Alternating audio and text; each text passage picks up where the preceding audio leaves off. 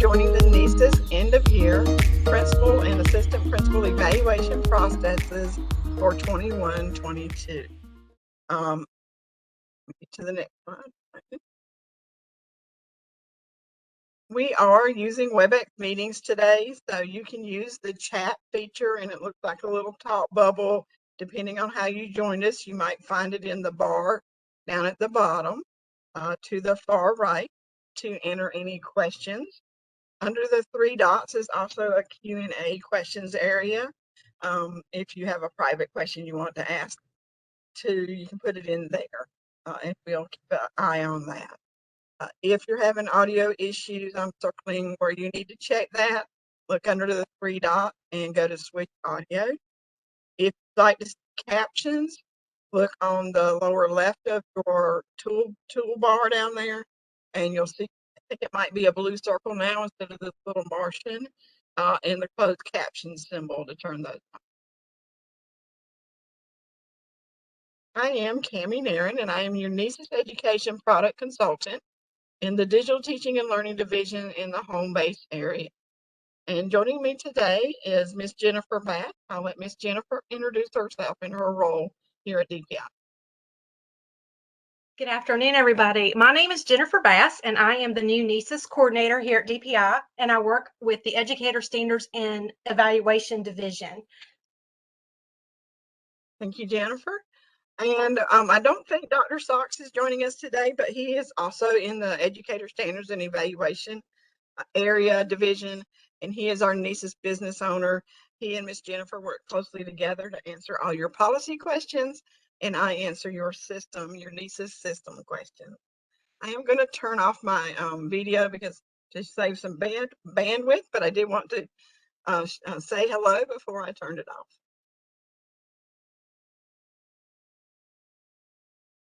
All right, so our agenda for today, we're just going to do a quick review about accessing the system to the principal homepage and show you where those help guides tabs are in case we have anybody new joining us.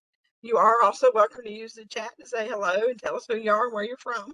If you'd like, that's perfectly fine in there. And let me see if we have any quick questions. Not seeing any yet. So we're also going to check plan access rights, reviewing your principal evaluation process, how to open the principal evaluation plan again, reviewing your responsibilities as a principal or as an evaluator. And I see hello from Michelle in Union County. Hello. And then we're also going to look at reviewing your end of year conference and reviewing the teacher evaluation process. This section we may go through quickly. Please join us next week for the full-blown overview of the teacher evaluation process. We want to concentrate our time on your principal plan today and make sure we've answered your questions there. We'll also take a look at the teacher PDP review cycle if you're the evaluator that's handling those processes for your teachers and support staff. And then we have some reports and resources for you at the end of today's webinar. Let me put this link back in the chat. If you'd like a copy of today's slides, that link is now in the chat. There will be a follow-up email within 1 week after the end of our webinar today. And we will also include today, you'll get a link for the certificate of completion. And that link is your NCEES feedback survey. So we ask that you complete that feedback survey. We want to hear all your feedback. We always learn from those, but at the end of that survey, you answer a couple questions to tell us, do you want to get that certificate? And if somebody will respond to Miss Esther, she says, is anyone speaking, not hearing anything? She may need to check that audio under the three dots if you'll let her know that, if somebody could type that, please. And then we'll also, in that follow-up email, I'll give you frequently asked questions, and we'll also answer any questions we couldn't answer today. So just real quickly about accessing NCEES. Thank you, Audrey. When you first log into NCEES as a principal, you have this principal landing page. At the very top corner are your accesses to any messages sent through the system, your calendar, your PowerSchool help, and then your account information under your initials. And then over to the left, I've highlighted the Staff Evaluations tab and the My Staff tab, as this is probably where you're working the most. If you click on the Help Guides tab, this is where all your help is. So if your teachers are needing a guide or your principals are needing a guide for their plan, these are divided out by plan. And then there's one guide for the evaluatee and one guide for the evaluator. And they are view and do steps. I tell you whether you're viewing the step or whether you're doing the step. And we try to include screenshots for every step. So there's a lot of help out there for the steps in the plan. All right, so let's review checking your plan access rights. People need to access these plans, and we've had recent questions on how to add peers and mentors. So here's the help guide for assigning rights to teacher and staff plan. Anybody that has rights as a site administrator, and that's your head principals that come in, they automatically get system assigned to be a site administrator. Or you may have assigned, somebody may have assigned an assistant principal to be a site administrator, and they can also assign access rights for the peers and the mentors. So they may be assigned as site administrator to help with those steps. Here is the guide. If you have any questions about those, contact me. Now, assigning access rights to your principal plans, this is done in a different area, so it has a separate help guide. The person that assigns these rights are NCEES district administrators. So it's not your site administrators that can do this. It's your district administrators that can assign access rights for the evaluators of the principal, the head principal. Now remember, your head principal already has system assigned evaluator rights to the AP. So that's already in place, but somebody needs to evaluate the head, and that's this guide. Plan access rights reports. You want to know who has been assigned. There's a couple of reports out there. One is under the reporting quick reports module. Remember, when you're running reports under reporting and in this module, it will only show active plans. So if you've assigned a mentor to somebody and you're trying to run this mentor relationship report and their name is not showing up on it, it means the person has not started the plan that they're assigned to. So make sure everybody has started their plan. That makes them active, and then they'll show up in this report. District administrators and site administrators can run those reports. The other reporting area is your ad hoc reporting. This is available to your district administrators. Any district administrator can run ad hoc reports, although I will tell you, any reports or results are based on what access rights you have. So some people may have limited access rights, which will limit the results in their report. Okay, let's look at the principal evaluation process. Here are your evaluator guides. We looked at that on the Help Guides tab. There's one for the evaluator and there's one for the evaluatee. And now we'll look at the policy requirement. I'm going to turn this over to Ms. Jennifer Bass. Thank you, Cammie. On the screen in front of you, you can see a one-page outline of the process itself for the principal evaluation process. This one-pager was developed for your convenience so that you can see all 7 steps of the process and identify all optional forms and required documents. This document is located in the principal's page of the NCEES Google site. Today, during this webinar, we're going to be focusing on steps 6 and 7 of the evaluation cycle.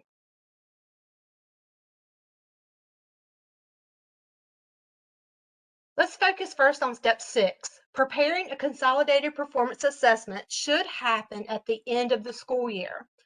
The principal and assistant principal will synthesize the information that was obtained under steps 4 and 5 in order to prepare a consolidated assessment or a comprehensive view of performance throughout the year. This brief summary of the data and artifacts will be used to judge performance and should be provided to the superintendent or their designee well in advance of the performance discussion, at which the final performance levels will be discussed. We'll talk about step 7 further along in our process.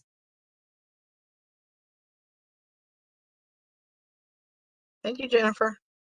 So let's look at principal data collection. So this is where to add your artifacts. The principals might want to post some artifacts or some notes. You will go to the data collection container in the principal plan. So on the left, you're going to see a screenshot of what the activities are in the principal plan.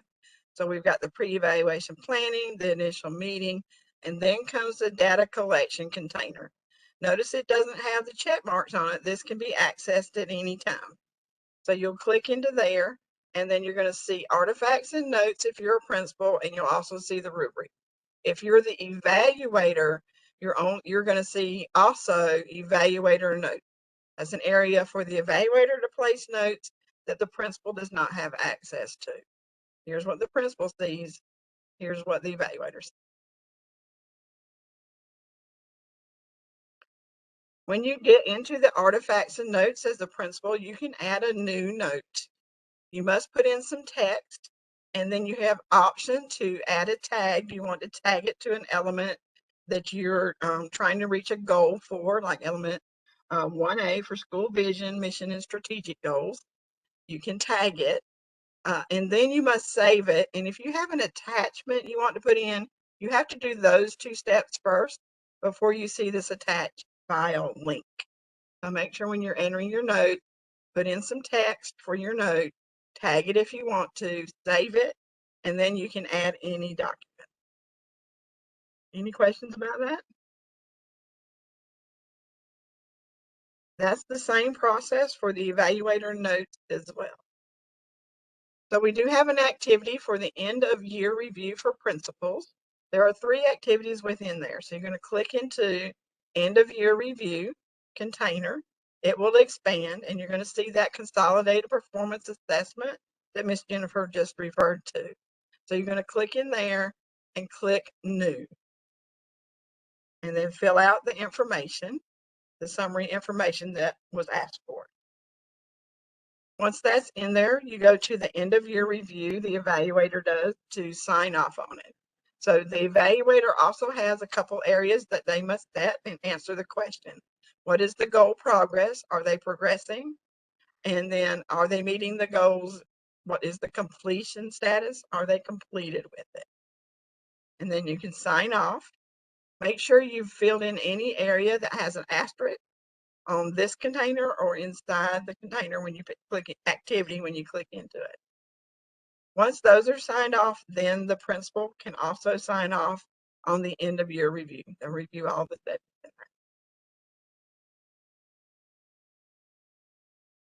So inside the end of year review is also an area to add additional artifacts.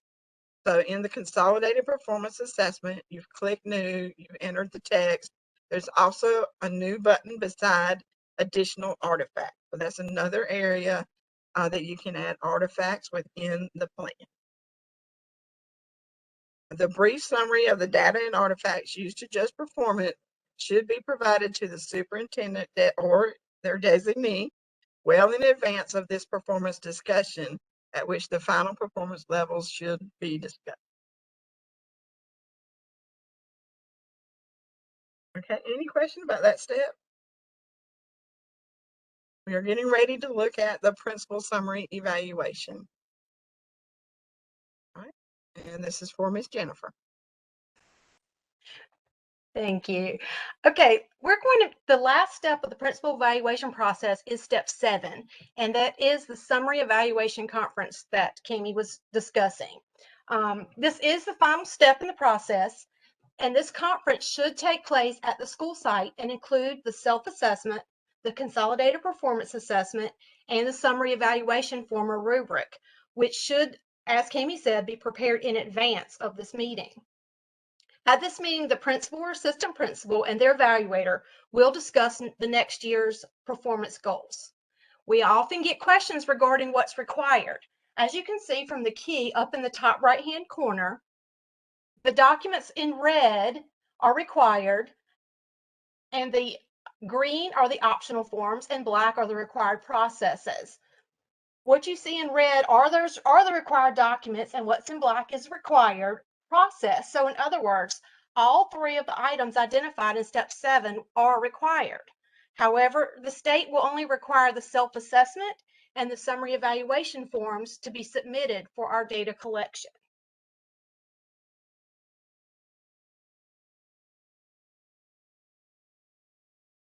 Thank you, Jennifer. Uh-huh. All right, so let's look at the summary evaluation activity that is in the plan in NCEES. You're going to look for the activity named summary evaluation, and you'll expand it. There are 5 activities within there. Notice there are 4 asterisks that are required steps, and that's the evaluation information, the evaluation rubric, and the summary evaluation signatures for both the evaluator and the principal evaluatee. And then setting next year goals. This is informational only, so it is optional. We did have a registration question. Somebody was asking how to move those goals over to next year's plan. You'll have to do the old manual copy and paste. So once we archive your plan, you'll go find it under the archive tab under my evaluations, and then you can open it and maybe copy and paste those into the new plan that you'll be assigned. So inside the summary evaluation form, we've clicked on the summary evaluation information. It is required. You're going to click edit. The evaluator is going to click edit. Watch for the asterisk. Those are all required steps. So a date has to be entered for that summary evaluation. The evaluator's title has to be entered and the evaluator's name. Now these are old screenshots, but these are all still the same areas you have to update.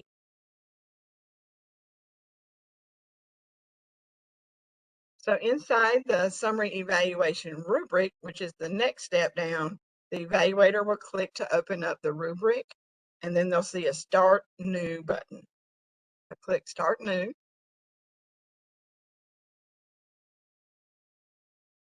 And then once that is complete, you've done the whole rubric. You're going to sign off. The evaluator will sign off, and then the principal will sign off. All right, does anybody have any questions? And I forgot to mention, if you want to see any of this in the live site, please just put that in the chat. We're happy to jump over and answer any questions by looking at it in the live site. Okay, I'm not seeing any questions coming in right now, so let's look at the next little container down for completing next year's goals. That's the final container in the summary evaluation. You're going to click next year goals. You can click edit, and then you can select the goal that you're aligning this to the standard, and then put in your goal description, key activities that are needed to accomplish your goal, any outcomes, however you're going to measure that goal, and then what is the timeline for measuring your goal. So notice these do not have asterisks on them because this is an optional step to help you, because while you're having this discussion, you're probably going to identify what will be a good next year goal. This is a good place to go store the thoughts and process there, and then go back next year, open it up, and copy and paste over what you need into the new plan. This next area is also an optional activity, and that's completing written responses. This is for the principal that's getting evaluated.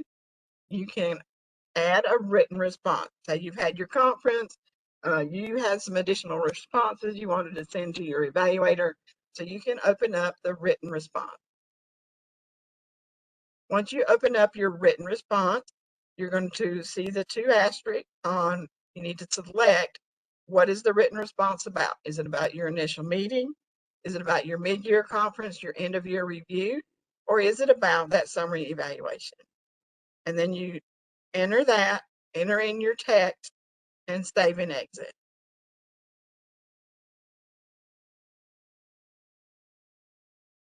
The principal, the evaluator, excuse me, will get an email saying you've submitted a written response, and then they must come in and click on written response acknowledgement. They will check the I have received the written response, and then they will save and exit. All right, so that actually seemed pretty quick about the principal evaluation process. and I'm not seeing any questions. I'll wait just a minute. Does anybody have any questions, or did you have something specific you'd like to look at for the principal evaluation process?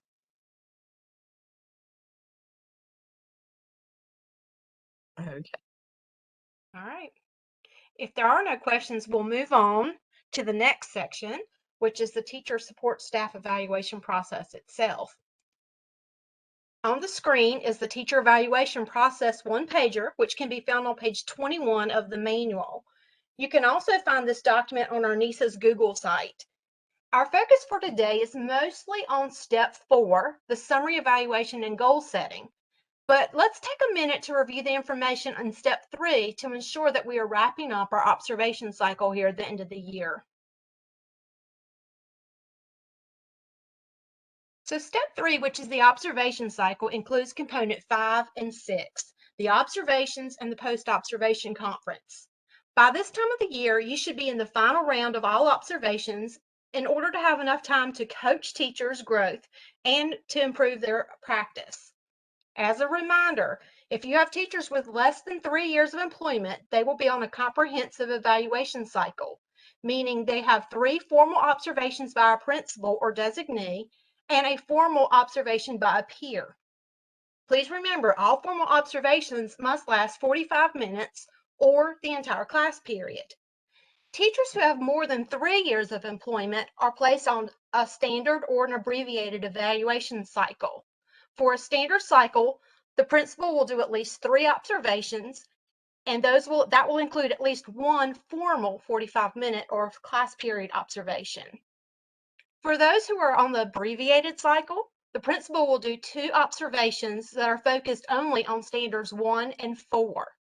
An abbreviated observation may be formal or informal, meaning they may last either 45 minutes or 20 minutes. For component 6, post-observation conferences, they all should be held within 10 school days after each formal observation is held. If you do not have that post-conference observation within the 10 days, we strongly recommend that you will do another observation. The feedback that you give would become irrelevant after 10 days, therefore making that process less meaningful and less effective for the teacher you observed. Post-observations are not required for informal observations, but they are recommended so that principals and teachers can have the opportunity to discuss best practices.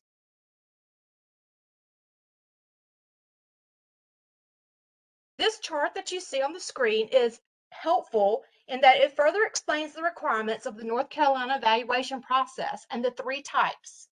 The comprehensive, which is intended for new or probationary teachers, the standard evaluation, which is for career teachers in their license renewal year, where all 5 standards are observed 3 times per year, and the abbreviated cycle, which is for career teachers and includes 2 observations focused only on standards 1 and 4.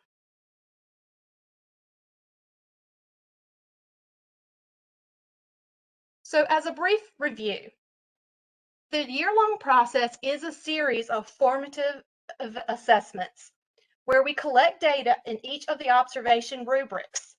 At the end of the year, all of the data is considered, including how many times throughout the year each item on the rubric was noted. This informs the end of the year summative evaluation.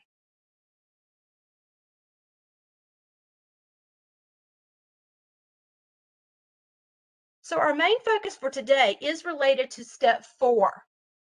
Component 7 is the summary evaluation conference and scoring the teacher summary rating form. Prior to the end of the school year and in accordance with the LEA timelines, the principal shall conduct a summary evaluation conference with the teacher to discuss components of the evaluation cycle type used, either the comprehensive, standard, or abbreviated.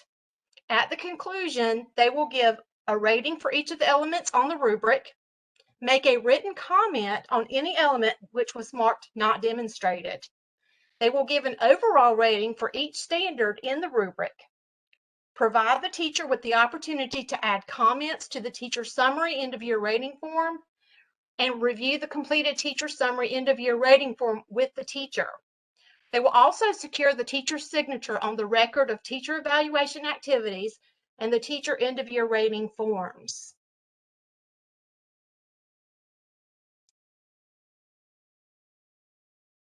So let's look at this a little closer.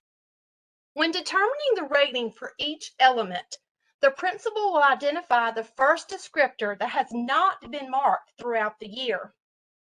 Here it has been circled in red. The rating for an element is the lowest rubric column category for which all descriptors were observed at least once during the evaluation cycle.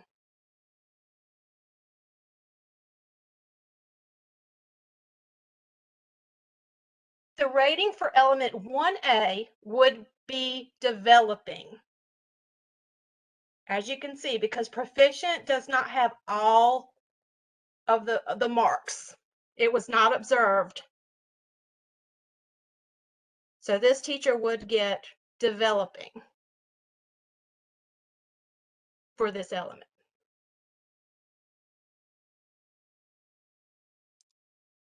On the bottom of the screen, you see standard 1 of the summary rating sheet for the teacher. You would mark developing for 1A, leads in the classroom.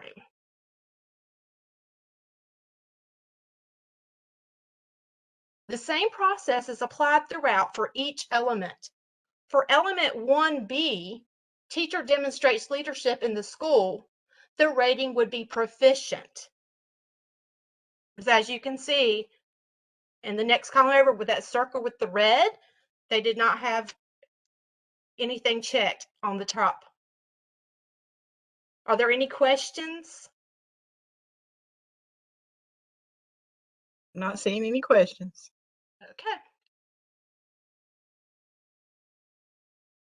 Oh. There, oh, sorry. There we go. There, how's that? There we go. Thank you. After the ratings for each element are established, an overall rating for each standard is determined. When determining that summary evaluation, teachers may attach comments and/or artifacts that can be considered by the evaluator before the final standard ratings are made. For each standard, the evaluator makes a reasonable assessment based upon the evidence. They consider the element ratings derived from the observations throughout the year and any and all other relevant information that can help to inform them of the rating for the overall standard. Comments should be written in all sections to support and reflect the rating chosen. Teacher signatures indicate the observation was reviewed. Evaluator signature indicates observation was reviewed with the teacher and the processes were followed. So as you can see on the chart above, there you go, this teacher got proficient for the overall standard.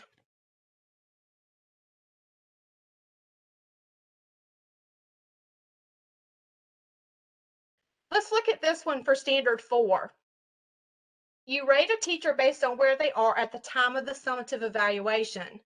So if you're rating a teacher based on where they are at the time, this principal used their judgment as to where they felt the teacher was performing and scored them at the developing range.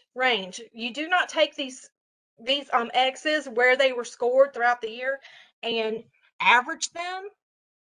The principal takes all information and then decides where they are at the end of the year.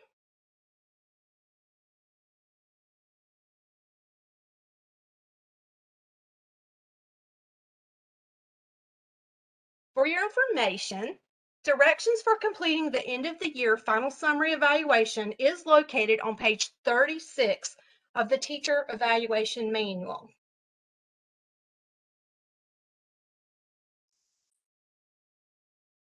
So I'm going to turn it over to Cammie for the teacher support staff summary evaluation directions. All right, thank you, Jennifer. All right, not seeing any questions come in, so we're going to move on and go back and look at what the online system needs in this process. So what is going to open up that summary evaluation so that the evaluator can start that process?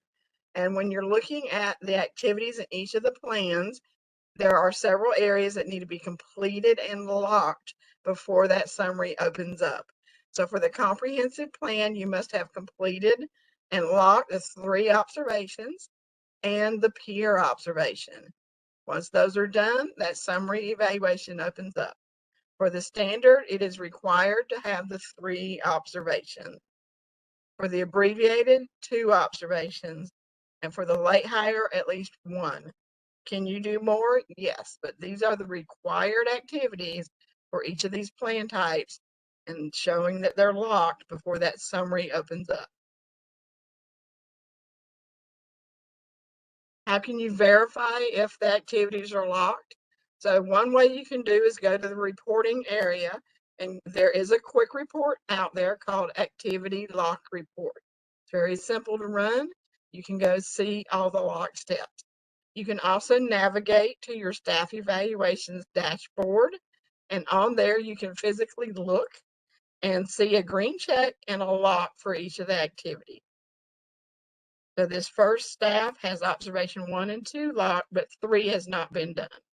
The one down below it is also, it's on a comprehensive plan, has all the activities locked, the peer, and the 3 observations. And now the person was able to access the summary evaluation and put it in progress.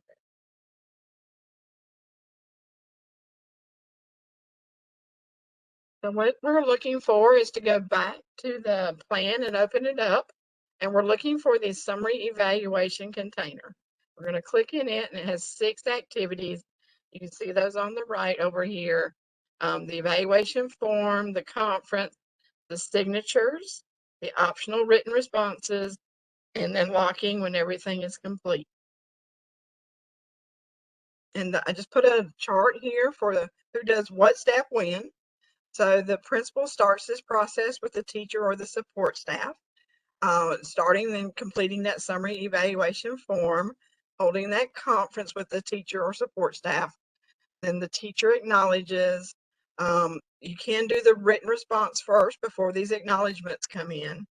If a written response is submitted, the evaluator must respond and acknowledge that written response. Then once everybody is satisfied with where everyone is at, all the steps are complete and the signatures are in, then the principal can lock that summary container. Here's a quick look at one of the activities listed in that summary is the observation scoring summary. So if you look and open up the record of activities area, at the top is your record of activities reports, but we want to look at the observation scoring summary. So as the teacher was observed or the staff was observed throughout the year, all the tally marks are summarized in this observation scoring summary. So when you click into it, you're going to see a line for each observation that took place. Here, there's only 2 observations that have taken place. And then you can turn off or turn on those to see who checked what area and to change the tally marks down below. I know it's tiny on your screen, but here I'm seeing there were 2 checks or 2 tallies for understanding how they contributed to students graduating from high school and 2 in the next descriptor date. So if you uncheck these, that'll change and show you what was tallied in here. So like if you had a peer observation up here that you didn't want to include in when you made your overall decision at the end, maybe it was an optional peer observation, you could turn it off and then see how these tally marks show up. So you decide how to do that process and what you want to look at. Any questions about the observation scoring summary?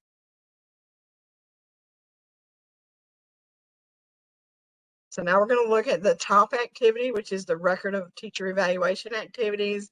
The evaluator clicks in there, they can edit it, and they can enter information in here as well. It's actually made to enter the staff's educational background, years of experience, their assignment, any other factors that may impact the evaluation. I don't know that a lot of people are putting in all the educational background and all of that, but they do use, this is a good place for documenting leave of absence or anything else that's affecting this evaluation. This is where people ask me, where do I put those kind of notes? This is where you can put them in the teacher background in the record of teacher evaluation activity.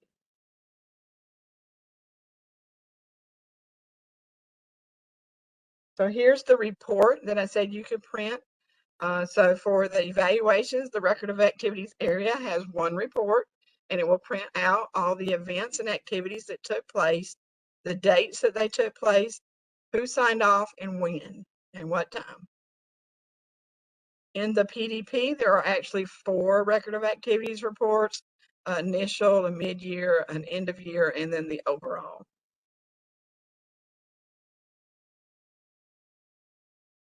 All right, so we want to talk about the end of the year. End of the year is going to happen on June 30th. We ask that all of the plans be completed by June 29th, and that you also run your reports that you're going to need over the summer and for documentation purposes by the end of the day, June 29th. This is so you can review, try to get it done earlier if you can, so you can review your report results and then take care of anything that needs to be taken care of before that final day for the close of the year.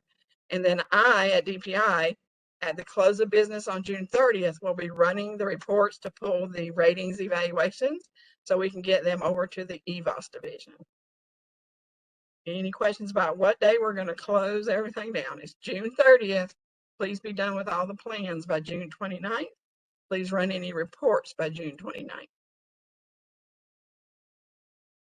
Here's a report that principals can go look at. I don't consider this a good report to print out, but it is great to go look at. So if you're a site administrator, under reporting, the very first report that shows up is the GP status module.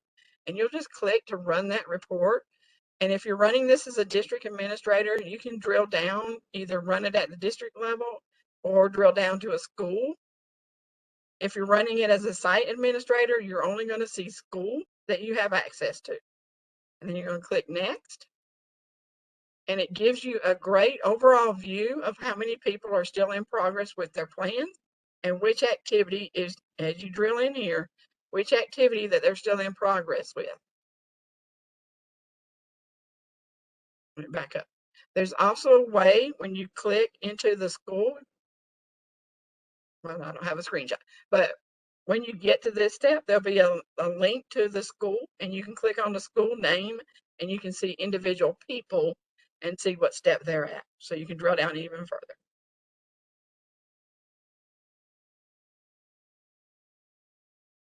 All right.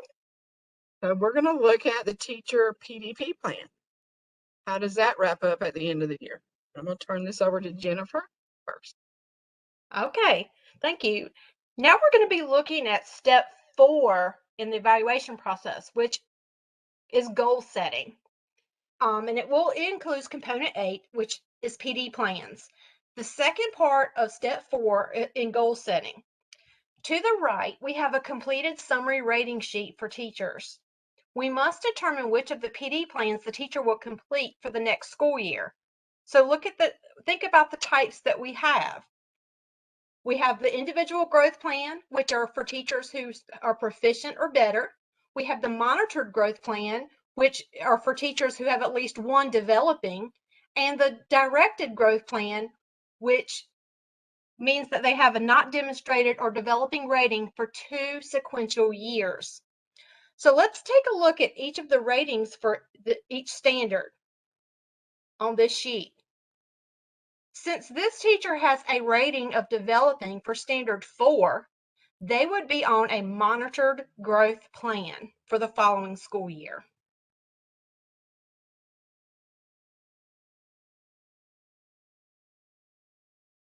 So this table that you see on your screen are the professional development plan types, how they are assigned, and what they entail for both the teacher and administrator throughout the school year.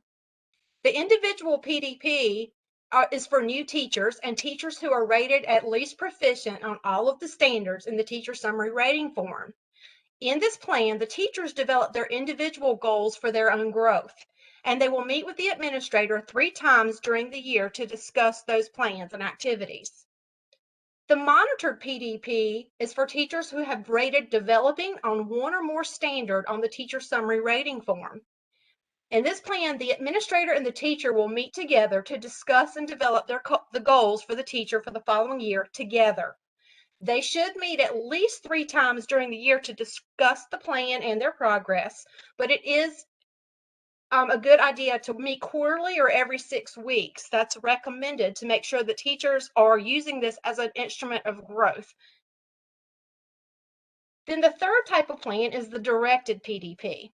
Teachers who are rated not demonstrated on any standard on the teacher summary rating form or developing on one or more of the standards on the teacher summary rating form for 2 sequential years. In this plan, the administrator is the person who develops the goals for the teacher based on the observations and documentation that they have collected. They will meet with the teacher to review the development plan at least 3 times per year to discuss, but it is recommended that the principal sit down with the teacher and work with them at least monthly. Okay, I'm going to turn this back over to Cammie to show you what this looks like in the system.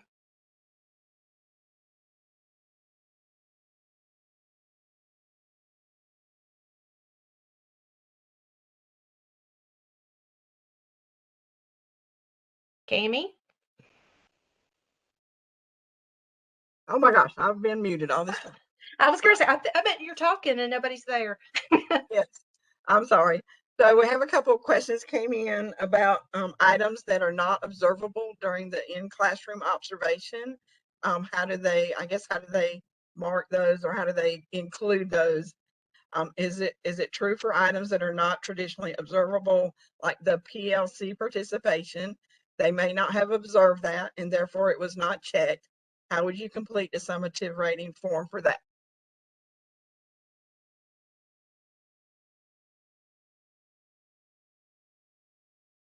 So Jennifer, I think you're muted now.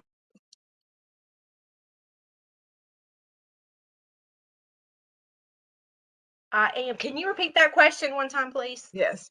They're asking about items. What about items that are not observable during a traditional classroom observation, such as PLC participation? The evaluator may not have observed that, and therefore it was not checked. How would you complete the summative rating form for that? Well, things like like the participation PLC? in PD Mhm. and participation in the PLCs, usually the teacher can provide that artifact through, just the sign-in sheets or anything like that. That's why we always tell teachers that they should be collecting artifacts and evidences throughout the year so that they can bring that to the table, especially for those things that we can't necessarily see or observe. But if they're collecting that evidence, they can bring that forward to the principal. Yeah, I think I've heard it said before, like it's what you see and what you know. So if they Right. provided the artifacts, then you know it, right? Exactly. And you can go back and check those. Great. Thank you, Jennifer. All right, let's quickly look at the PDP lock activity. And Lauren, if you need additional information on that, just put another question in. Thank you. So in the system, I'm looking at quick reports again. There are reports you can run for the PDP signature completion status, and there's a report for the record of the PDP activity. And then on the staff evaluations page, there is the PDP section. So you're again looking for those green check marks with the lock icon. If you see an orange icon, it means somebody is almost complete with it, or in this case, it looks like this is an activity that was reopened for edit. Somebody must go in there and reclose that so the green check mark comes back and it is relocked so that you can move on to the end of the plan. Here is the review cycle, and I've included a few little screenshots in here. This starts with the PDP details started by the teacher or support staff. Then it goes to the evaluator to review and have that signature acknowledgement. If there is a mentor assigned, because the staff is on a comprehensive plan, they're a beginning teacher, they need that PDP mentor signature. The system does not require this. It is required, however. We cannot require it in the system because more people are on comprehensive plans than just beginning teachers. So everybody does not need a mentor signature. So we could not put the asterisk on this step. You must be watchful for this and know which teachers are on the comprehensive plan and need that mentor signature. There is a note on the activity to please watch for that. And then finally, the teacher signs off on this. And then once all that is in place, the evaluator can lock the PDP activity. So here's a look at the end of year review container. There is now a note on here that says, make sure you watch for those mentor signatures that need to be placed in there. If not, you're going to have to be asking somebody with reopen rights, such as most of our DAs have reopen rights. Not all, but most do. They can reopen that for you to make sure that signature. And it's two-step. If this container's been locked and you see little lock icons on here, you can reopen that all day. But if you haven't unlocked it, they still can't sign off. So make sure both of those are done. Here's the PDP record of activities reports that we talked about a while ago. So I'm just going to skip by that. And again, here's a reminder that we're closing out the year. You should be finished with all your things by June 29th at 5 p.m. Here's your end of year checklist. Make sure your staff lists are accurate. You've cleaned up any active plans that should be archived or deleted. There is not a hard delete in NCEES. If you delete a plan that's not needed, it goes into that staff's deactivated plans tab. And then confirm all your evaluation and PD plans are complete, and we'll run your end of year reports prior to June 29th. But quickly, let's look at some additional resources. Let me check for questions real quick. I didn't see any. Thank you, Jennifer. Uh-huh. All right, so we had some registration questions, and I've tried to create a slide here to help you with those questions that came in while you registered. So we did talk about the containers that allowed for artifacts on slide 17 and slide 20. Those are linked here. How can you get your end of year goals to transfer to the next year PDP? They don't, especially like in the principal plan where you did go in and set those end of year goals for next year. You're just going to have to open up last year's plan and copy and paste. So CEUs for continued principal licenses is on slide 68, and we'll look at that in just a minute. I'll show you those links. What are the steps to pulling data from NCEES to create a plan? We're going to look at slide 70. You must also develop your local processes for how you decide who is on what plan type next year. And then how do you assign and unassign a mentor or an evaluator? That's on slide 10 and slide 11. The way you assign is also the way you unassign. All right. And then somebody said, and I don't know if we can open this up to you guys if you want to put in the chat if you have an answer for this. You know a way to streamline this process for greater efficiency. So that sounds like maybe we have some best practices out there in the district. Does anybody have an answer to that? You want to unmute or put it in the chat? We'll wait just a minute.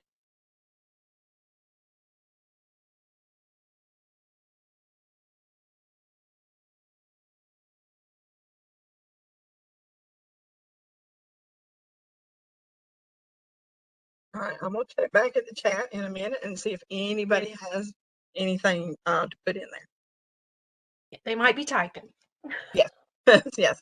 So we'll go ahead and ask the final question here, and then we'll move on. We have about 10 minutes, so I think we have time. What advice do you give to assistant principals that may be evaluated on elements that they have little access to, such as standard 5A, school resources, and budget? And Jennifer, did you want to go ahead and answer that now, or do we have a slide for that? We don't have a slide, but I did confer with Dr. Robert Sachs, who I work with very closely. And our advice is, like, as you are beginning a year or setting your goals for the following year, you definitely should talk to your principal about if it's on the evaluation, it's something that's expected of you as an AP to be involved in. So discuss with your principal what role they see you having in elements that you may not currently be participating in. How can you get more involved? How can you get more experience? Because your principal is also mentoring you as an assistant principal to take on that role in the future. So it's important that you do have some opportunities to work on some of those elements, such as resources and budget. And also, we have to assume if you haven't had much experience with that, your principal should assume that you would be proficient. If you don't have anything that's saying that you're not, you would probably be proficient in that. You can't be held accountable for something that you're not being given responsibility for. So our advice is pretty much talk with your principal, ask how you can get more involved and get more experience in those areas for the following school year or throughout the year. All right, thank you. That answers that question. Yeah. If anybody's on to ask these questions, let us know. Lisa, this is being recorded right now, and we will share the slides. Audrey can put that link to the slides back in there, please. And we'll make sure you get that. It will also be in the follow-up email as well. And then this question at number 6, whoever posted that, if you're a member of our NCEES Google group, the email Google group, this might be a good question to post there. Your peers are very quick to help out.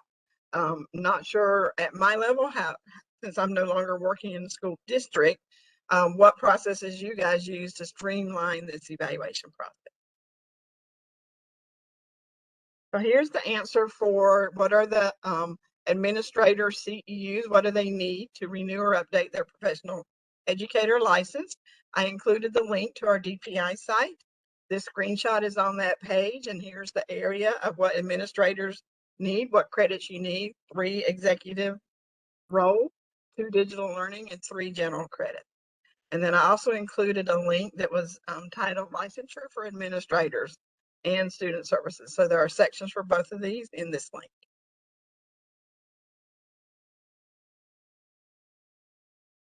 And then we've had questions on how do I determine what plan types for next school year are.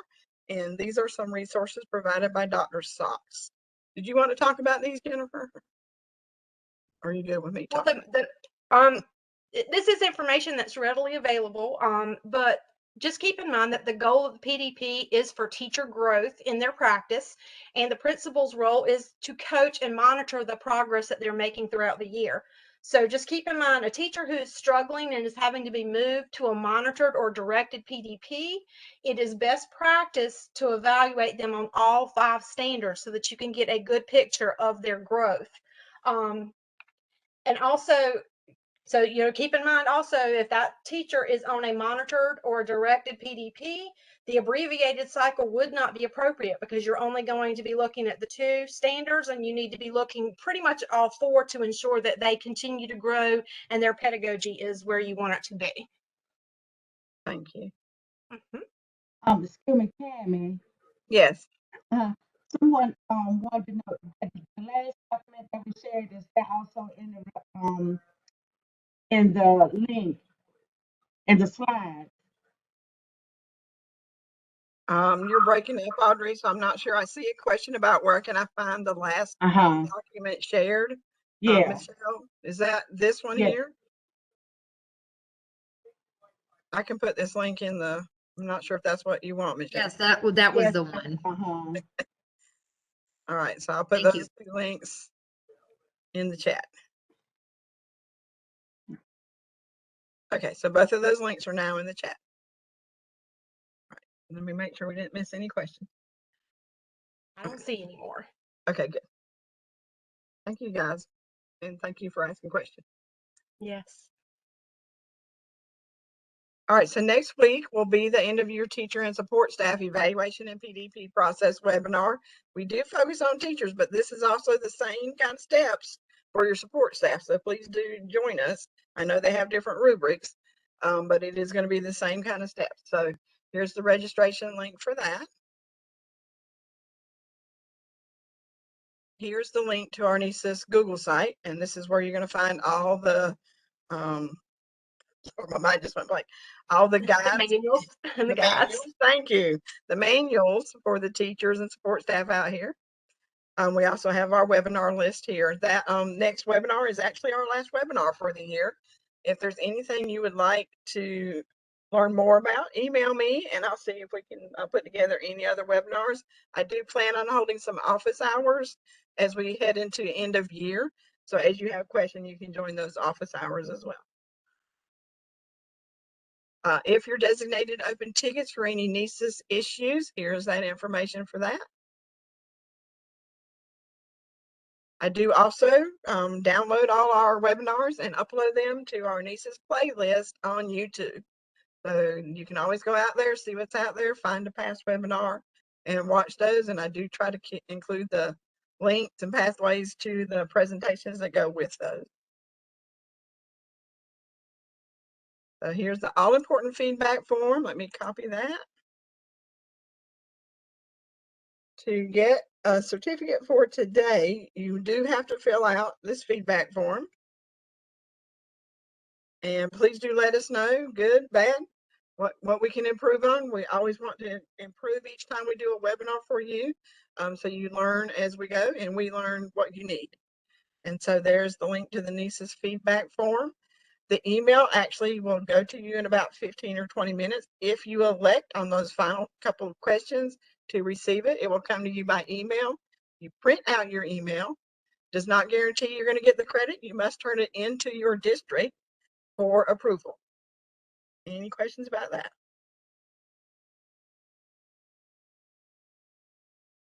Did want to include a slide for all your contacts at NCDPI. We have your peers that are on our home-based advisory committee. And then make sure you check out this page and that your contacts for your district are up to date out there.